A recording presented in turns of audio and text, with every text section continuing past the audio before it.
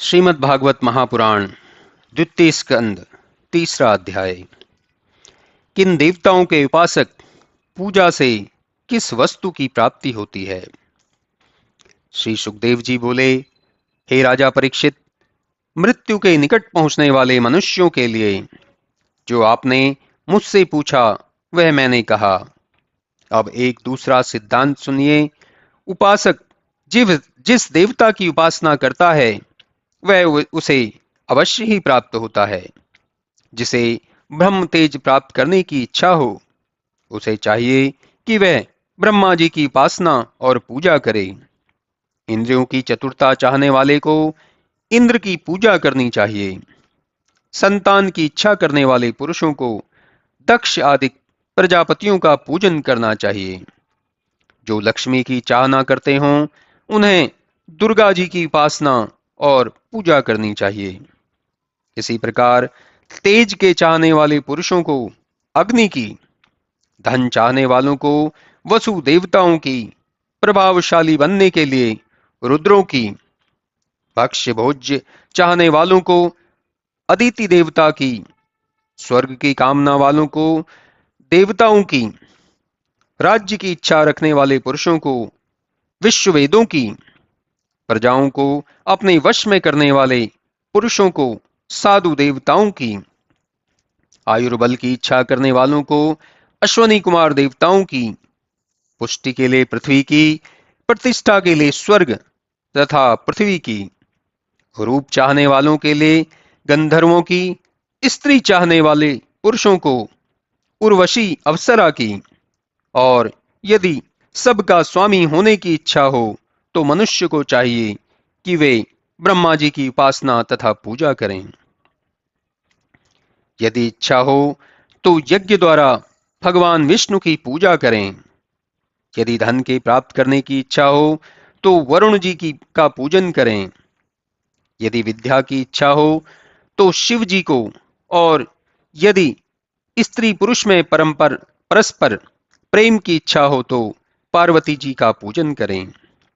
इस प्रकार धर्म के लिए भगवान विष्णु की पूजा, संतान की वृद्धि के लिए पितरों की पूजा, रक्षा के लिए यक्षों की, बल के लिए देवगणों की पूजा, राज्य के लिए मनु की पूजा, शत्रु मारण के लिए राक्षसों की पूजा, भोगों के लिए चंद्रमा की पूजा, और जिसे केवल भक्ति की इच्छा हो उसे चाहिए कि वह ईश्वर भगवान की पूजा करे।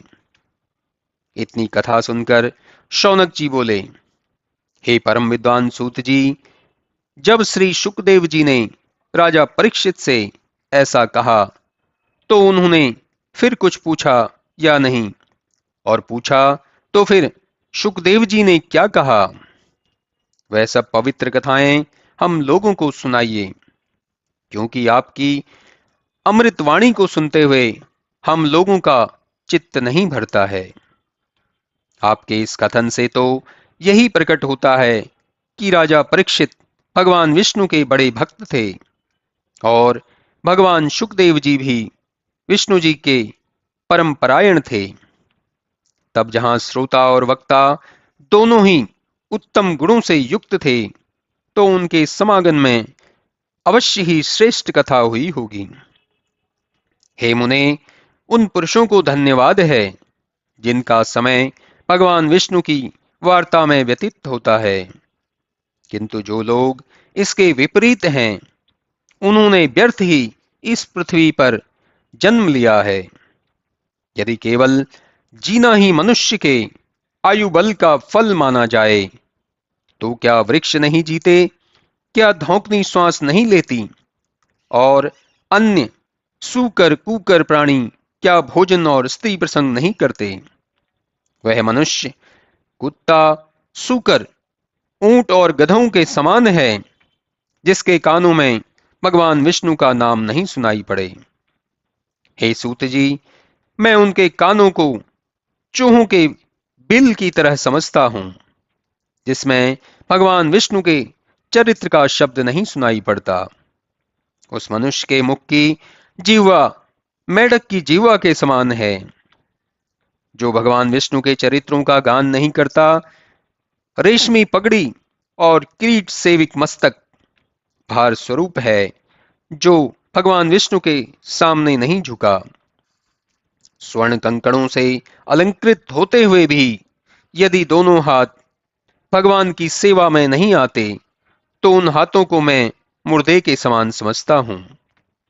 जो नेत्र भगवान विष्णु की मूर्ति का दर्शन नहीं करते, वे मोरपंख के नेत्रों के समान व्यर्थ हैं।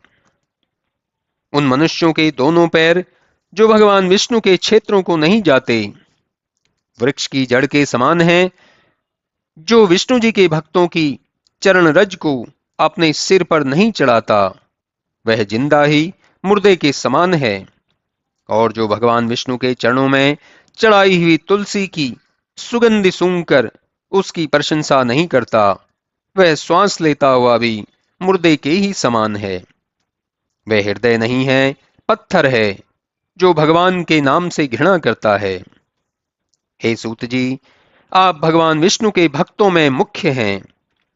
जो भक्त लोगों के मन के अनुकूल ही प्रिय कथा कहते हैं, सो हे परम आत्मज्ञानी सूत जी, राजा परीक्षित के प्रश्न पर श्री सुखदेव मुनि ने जैसे जैसे भगवान का यश गान किया, वह सब कथा हम लोगों को सुनाइए।